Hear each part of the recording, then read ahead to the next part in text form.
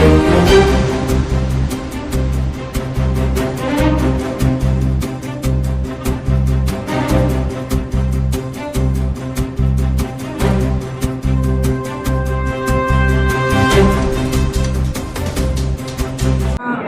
जगदम्बा 51 शक्ति माँ अंबाजी बेटी હોય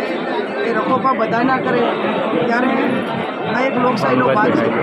લોકશાહીમાં મતદારોનો સંપર્ક કરવો, આગેવાનો સાથે વાત કરવી અને એમની ચૂંટણી માટે જે નાના મોટી સિસ્ટમો ગોઠવવાની હોય, કોંગ્રેસ પાર્ટીનો ચૂંટણી ઢંઢેરો હોય, લોકો સુધી પહોંચે અને આ પ્રકારની જે અમારી મહેનત હતી એ હવે ધીમે ધીમે આ દાતા તાલુકો કાયમી કોંગ્રેસનો ઘટવ્યો છે અને લોકસભામાં પણ કોંગ્રેસ પાર્ટીને આશીર્વાદ આપશે। અહીંયા ભૂતકાળની અંદર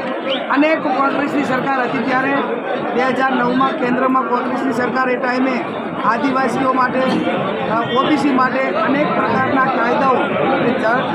જંગલ જમીન એ પોતે જે હક ધરાવતા હોય, માલિકી ધરાવતા હોય અને અથવા તો જે કબજો ધરાવે એ અમને રેગ્યુલેશન થાય, શિક્ષણ મળે, આરોગ્યની સુવિધાઓ મળે,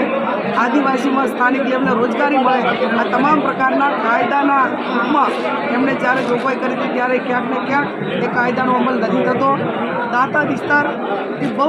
હું માનું ત્યાં સુધી અત્યારે પણ ક્યાંક ને ક્યાંક જે બીજા વિસ્તારો કરતાં ઘણો જ પછાત છે અને ઘણો પછાત છે। ત્યારે વ્યક્તિગત રીતે કે એક પ્રોજેક્ટના ભાગરૂપે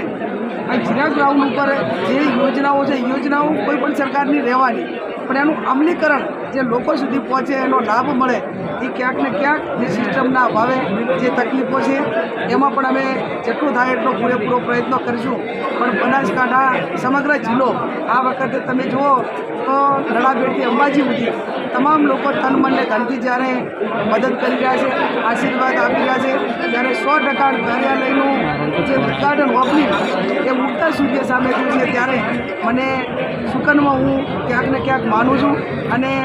મને પોતાને ખબર નથી પણ છતાં એ રીતે થયું છે તો 100% મને ભરોસો છે કે મા જગદંબાના આશીર્વાદ એ કોંગ્રેસ પાર્ટી